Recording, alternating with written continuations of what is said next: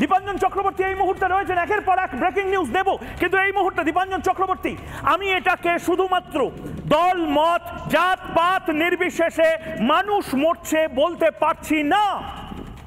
Bangla media এটাকে মানুষ মরছে, মানুষ ক্ষতবিক্ষত হচ্ছে বলছে, বলার চেষ্টা করছে। আমি দেখতে পাচ্ছি, আমি বুঝতে পারছি যারা মারা গেছে, যারা খুন হয়েছে জেহাদিদের হাতে, তাদেরকে রীতিমতো মাথায় তুলে নাচার চেষ্টা করে সেকুলাররা। এখানে নির্দিষ্টভাবে হিন্দুদেরকে বেছে বেছে টার্গেট করে এথনিক ক্লিনজিং করার চেষ্টা হচ্ছে। দীপাঞ্জন চক্রবর্তী, আপনার প্রথম প্রতিক্রিয়া। যারা মারা গেছে তারা প্রত্যেকে ভারতীয়, তারা প্রত্যেকে মানুষ, কিন্তু এটা ভুলে গেলে চলবে না, এটা কিন্তু 26/11-তে অ্যাটলিস্ট কাসাবরা মেরেছে নির্বিচারে ভারতীয়দের।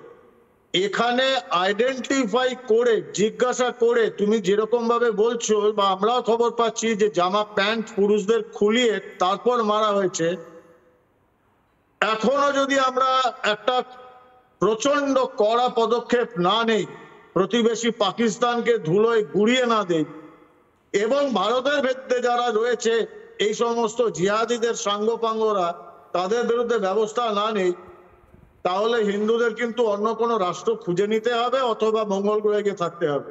ভারতবর্ষে আর থাকতে পারবে না।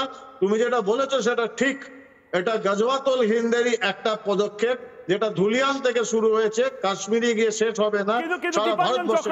দীপাঞ্জন চক্রবর্তী, আমি এটা বুঝতে পারছি না, আপনি এটা বুঝতে পারছেন, বাংলার বিভিন্ন মানুষ বুঝতে পারছে, কিন্তু সেকুলাররা এটা বুঝতে পারছে না যে গজওয়াতুল হিন্দ বা গজওয়াতুল হিন্দের যে কনসেপ্টটা, সেটা বাস্তব, সেটা কাশ্মীর থেকে কন্যাকুমারী, ধুলিয়ান থেকে মুর্শিদাবাদ, শামশেরগঞ্জ, সব জায়গাতে চেষ্টা হচ্ছে, হিন্দুদেরকে টার্গেট করা হচ্ছে। এটা সেকুলারদের মাথায় কেন ঢুকছে না আমি বুঝতে পারছি না। সেকুলাররা এখনো একটা কোন চশমা পরে বসে রয়েছে, যে চশমা দিয়ে তারা ভাবছে আমরা এর বদলা নেব না। আমরা বদলা নেব শুধু নয়, আমরা গুনে গুনে এর অংশ বিশেষ ধরে ধরে টার্গেট করে এই প্রতিহিংসা, এই প্রতিশোধ তুলব। দীপাঞ্জন চক্রবর্তী, এই সেকুলার ন্যাকামিটাকে আপনি কি বলবেন? ন্যাকামি চলছে? না না, ন্যাকামি নয় ময়ূক, এটা দায়বদ্ধতা চলছে। এই সেকুলারদের এটা দায়বদ্ধতা। তোমার দায়বদ্ধতা ভারতবর্ষের রাষ্ট্রের প্রতি, আমার দায়বদ্ধতা ভারতবর্ষ রাষ্ট্রের প্রতি, ওদের দায়বদ্ধতা জিহাদিদের উপর। কারণ যে কন্টিনিউয়াস ফান্ডিং হয়, যেটাকে আমরা ডিপ স্টেট বলি, তারা তো দায়বদ্ধতা নিয়ে বলবে। এবং তাতে তোমার পশ্চিমবঙ্গের সংবিধানের শপথ নেওয়া সর্বোচ্চ ব্যক্তি থেকে কাশ্মীরে যারা বসে আছে, তুমি জানো এই ন্যাশনাল কনফারেন্স, পিডিপি, এটা তো দায়বদ্ধ সন্ত্রাসবাদীদের। তবে এর বিরুদ্ধে যদি রুখে আমরা দাঁড়াতে না পারি, কেউ কোথাও বিপন্ন মুক্ত নয়, বিপদ মুক্ত হবে না।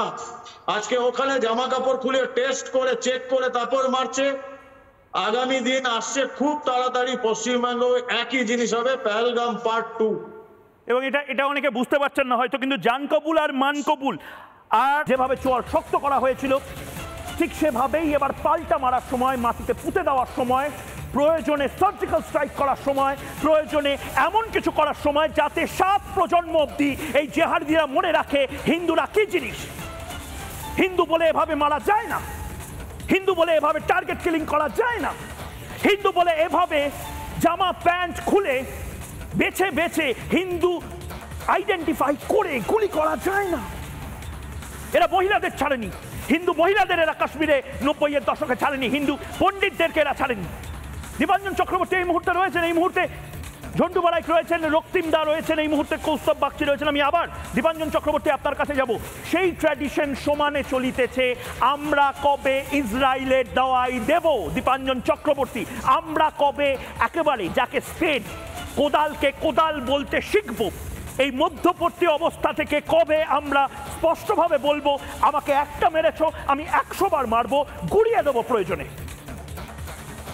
দেখো ময়ূক, এক্ষুনি দেখছিলাম পর্দায় অনন্তনাগে এমার্জেন্সি জারি হয়েছে, মানে 100% 355 এনআইএ পৌঁছে গেল। কেন আমাদের পশ্চিমবঙ্গ কি সুয়োরানি দুয়োরানি ছাগলের তৃতীয় সন্তান? মুর্শিদাবাদে যা হলো, তারপর আমরা কেন পাইনি 350? অবভিয়াসলি কাশ্মীরের হিন্দুদের, সারা ভারতের হিন্দুদের কথা বলবো, কিন্তু আমি আগে হিন্দু এবং তার সঙ্গে বাঙালি, আমি আবার বলছি যে যেটা তুমি দেখছো কাশ্মীরে, কারণ এই গজওয়াতুল হিন্দ, এই যে নিও কনসেপ্ট টেরোরিস্টদের, জিহাদিদের, এরা ভয়ঙ্কর নৃশংস। এরা শিশু, বৃদ্ধ, বৃদ্ধা, কাউকে, মহিলা কাউকে ছাড়বে না। এবং যেরকম ভাবে জামা কাপড় খুলিয়ে, প্যান্ট খুলে তারপর তাদের মারা হচ্ছে, পশ্চিমবঙ্গ সেই অবস্থা হয়ে রয়েছে। এখনো কেন 355 জারি করা হচ্ছে না? আর যারা সাপোর্ট দিচ্ছে তাদের টিপে মারা উচিত। দেখো একটা কথা পরিষ্কার, হিন্দিতে একটা কথা বলে, তেল লাগানে গায়ে ডেমোক্রেসি, তেল লাগানে গায়ে কেন্দ্র রাজ্য সম্পর্ক। আগে প্রাণ বাঁচুক, ধর্ম বাঁচুক, তারপর ডেমোক্রেসি। আর যারা এর এগেনস্টে কথা বলবে তাদের সামনে নিয়ে আসা, মানুষ তাদের বুঝে নেবে। Enough is enough. ময়ূক এরকম ভাবে চলতে পারে না। এবং এটা আমি বিশ্বাস করি, হ্যাঁ, নরেন্দ্র মোদী, অজিত ডোভাল, নরেন্দ্র মোদী, অজিত ডোভাল আর অমিত শাহ এরা ছেড়ে দেবে না। আজকে যে শোক আর মাতম কাশ্মীরে হয়েছে, এই মাতম আমরা লাহোরে দেখতে চাই, করাচিতে দেখতে চাই, রাওয়ালপিন্ডিতে দেখতে চাই, না হলে আমরা শান্ত হব না। আর যদি পশ্চিমবঙ্গের মুর্শিদাবাদ, ধুলিয়ান এর বদলা যদি আমরা না নিতে পারি, হিন্দু তো ছাড়ো, আমরা পুরুষ মানুষ নই।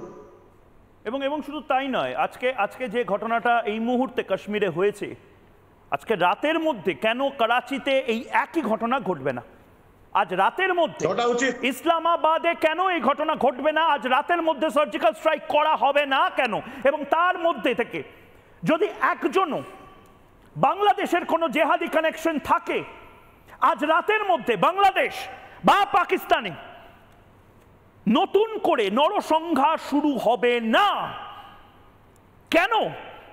আমরা প্রতিবার চুপচাপ বসে বসে মার খাবো, বসে বসে পালিয়ে যাব, মার খাওয়ার পরে ঘটি বাটি সবকিছু নিয়ে আমাদের বাপ ঠাকুর তারা পালিয়ে গেছিল, আমাদেরও পালিয়ে যেতে হবে, নয়তো এরকম ভাবে গুলি খেতে হবে, হিন্দু বলে টার্গেট কিলিং করা হবে। এই মুহূর্তে নানা ধরনের কন্টেন্ট দেখার জন্য লাইক করুন, শেয়ার করুন আমাদের ফেসবুক পেজ, সাবস্ক্রাইব করুন আমাদের ইউটিউব চ্যানেল।